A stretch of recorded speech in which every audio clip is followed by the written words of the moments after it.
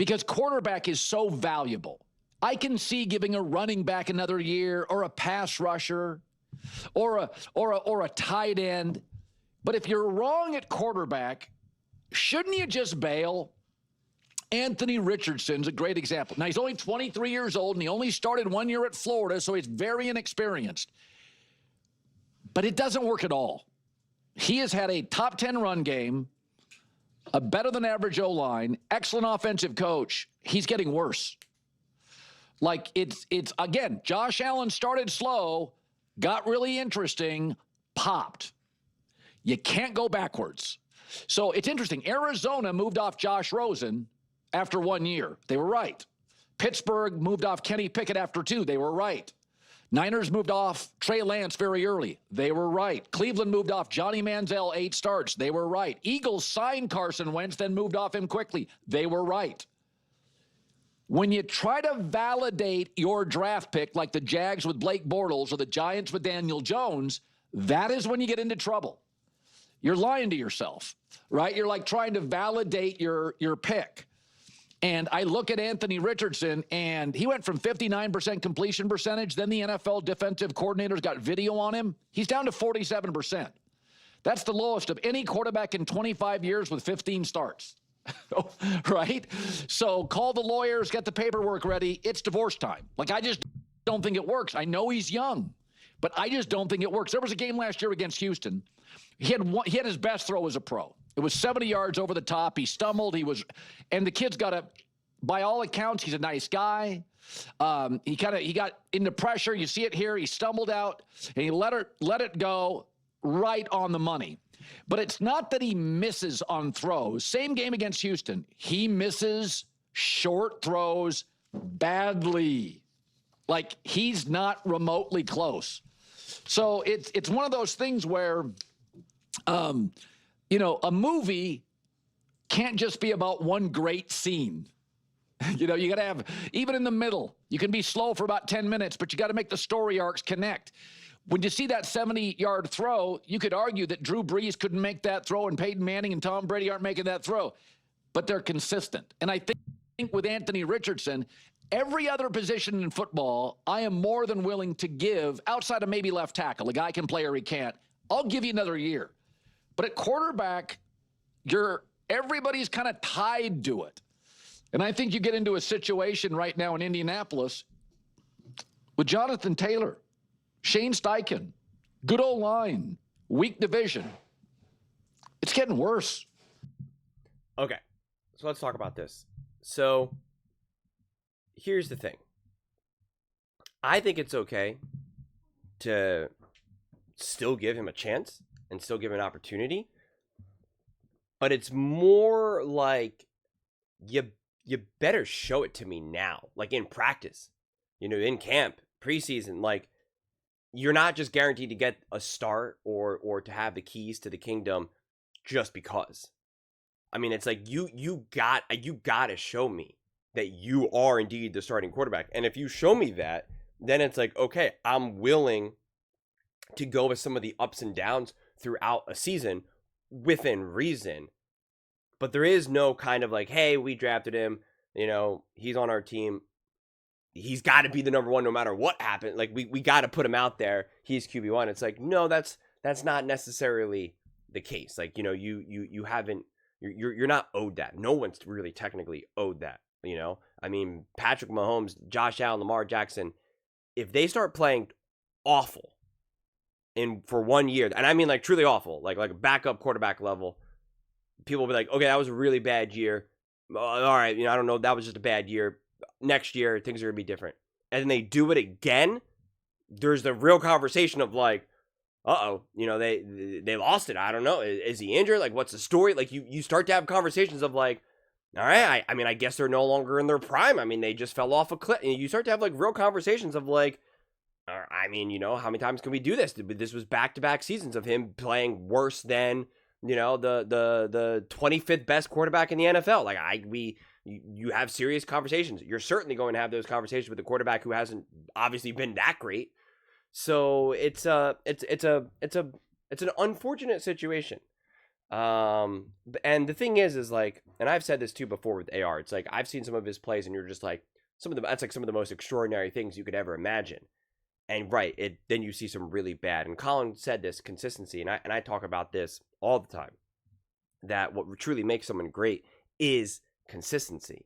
There are absolutely undeniable backup quarterbacks currently and throughout the NFL for years that can do things pretty amazingly. That can make throws like Tom Brady and Drew Brees. That can even extend plays like that of Jalen Hurts or Lamar Jackson and Josh Allen. That can truly do some really special, awesome stuff. That can go on runs. That can just do some stuff that you're just like, whoa, that was amazing. But they can't consistently do it. Not only can they not consistently do that greatness, the great things, but they can't even consistently do the good things. And I've talked about this a lot before as well, is that there's so many different variations of what makes a quarterback like not good enough to be a starter. Sometimes it's like your floor is just too low at any given moment, and it's just so up and down that we have no stability here. Sometimes it's just you can't actually reach that high. Like you actually can't do the things that those other quarterbacks can do, and you're good and your floor is pretty good, but like it's just not enough. When we need to call your number, you just can't.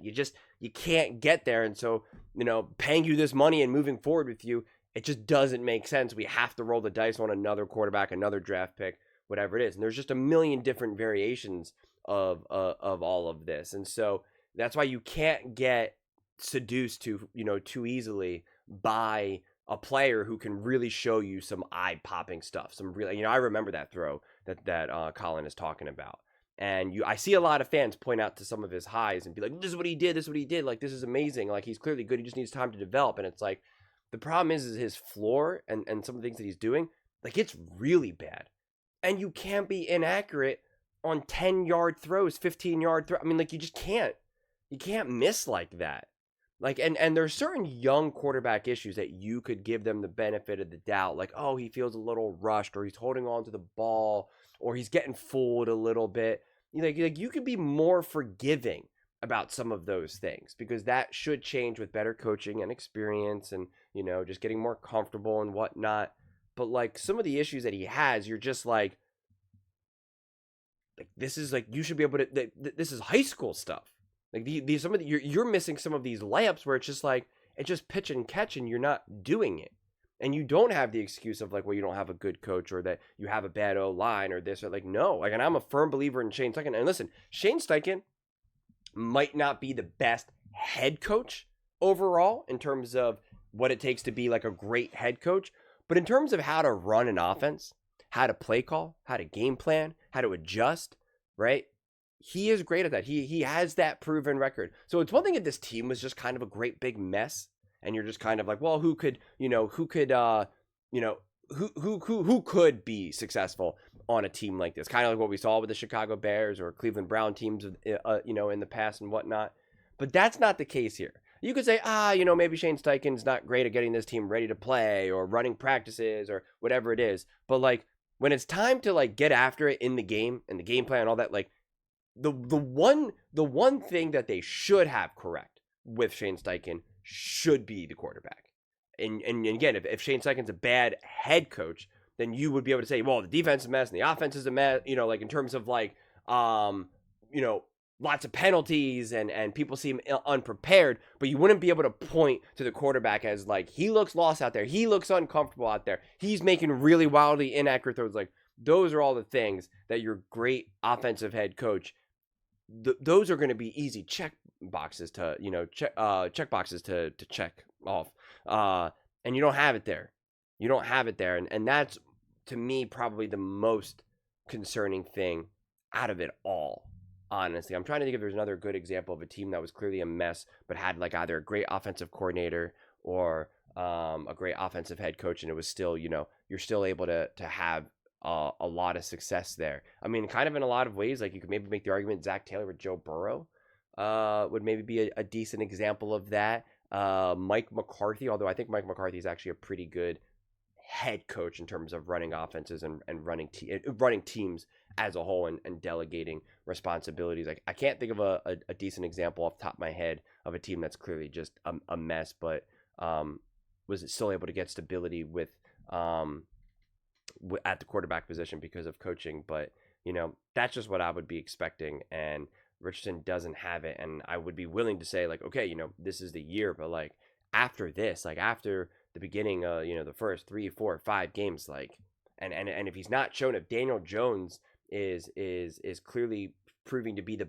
better quarterback in practices and camp and everything, then it's just like, that's just like, that's just, then it is what it is. I don't know if much more needs to be said then. So, but we'll see. But those are just my thoughts. I'd absolutely love to hear yours. What do you guys all think about AR? Do you think he still has time to prove it? Do you think the Colts should move off of him? Let me know in the comments below. I read every single comment. So whether you agree with me or disagree with me, either way, let's get in some discussions. Let's get in some fights. But ultimately, let's just have some fun. And please do consider subscribing. We are building an amazing community here, and I absolutely love to see you part of it. I want to build something that we all generally feel connected to. Something that we're really excited to be part of. I think we're on our way to doing it. Please don't forget to give this video a thumbs up, as it really does help with the visibility and the algorithm. Thank you so much. See you next time.